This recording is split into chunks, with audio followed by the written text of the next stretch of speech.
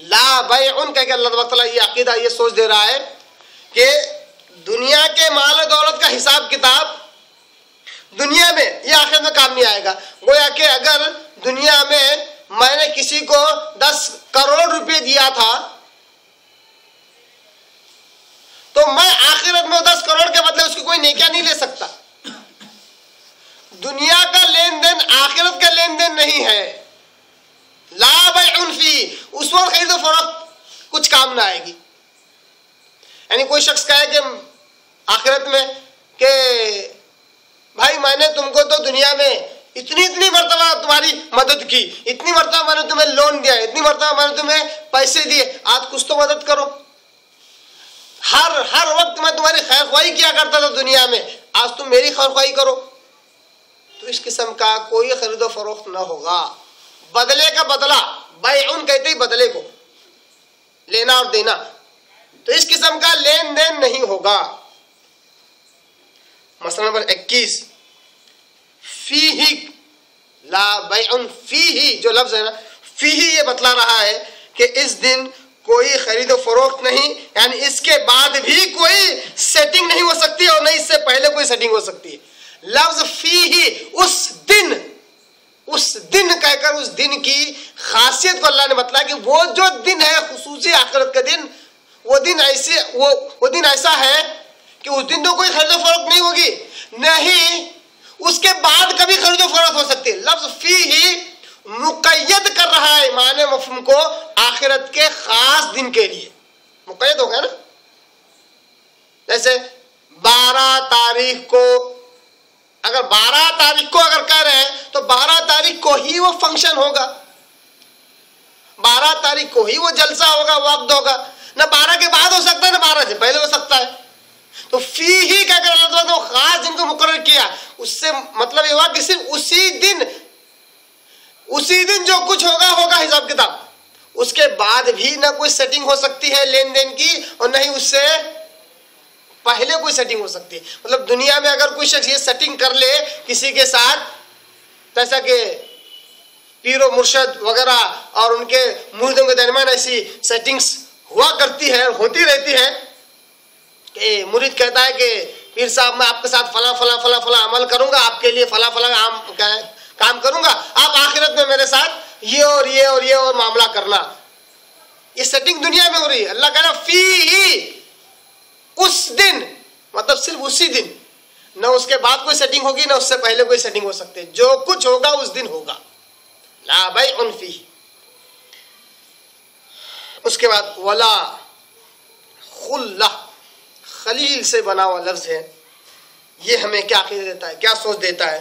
मसला नंबर 22 मालूम हुआ कि कोई दोस्ती काम नहीं आती, कोई कुर्बत काम नहीं आती। सबसे पहला तो यही माना मफ़हूम हमें मालूम हुआ कि कोई दोस्ती भी काम नहीं आएगी, ना ही कोई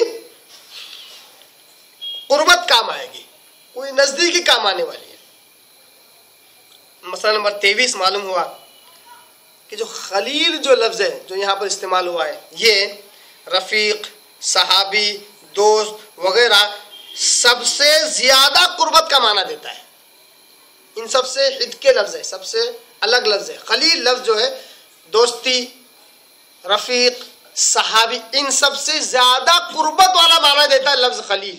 दलील, एक हदीस में आप सल्लल्लाहु अलैहि वसल्लम ने कहा, बुखारी, मुस्लिम, तिरमिज़ी वगैरह में हदीस है, आप सल्लल्लाहु अलैहि वसल्लम कहते हैं कि अगर मैं दुनिया में अल्लाह के अलावा किसी और को खलील बनाता तो अबू बकर को बनाता। क्या कहा? अबू बकर रज़ियल्लाहु अन्हु कौन है? सहाबी रसूल है। सबसे ज्यादा सहाबा में, पूरे जमीन सहाबा में सबसे ज्यादा करीब अबू बकर सिद्दीक रज़ियल्लाहु ताला अन्हु। उनके तरफ से सल्लम कहते हैं कि अगर मैं खलील किसी को बनाता दुनिया में तो अबू बकर को बनाता, मगर अल्लाह के अलावा मेरा कोई खलील नहीं है, या मैं सिर्फ अल्लाह का खलील हूं, मैं अल्लाह के करीब हूं, अल्लाह मेरे करीब है। तो खलील सबसे ज्यादा कुर्बत का माना देता है। अल्लाह ने कहा जितना भी ज्यादा करीब कोई शख्स होगा वो भी आखिरत में काम ना आएगा। वला शफाअह, कोई शिफाअत, कोई सिफारिश भी काम नहीं आएगी।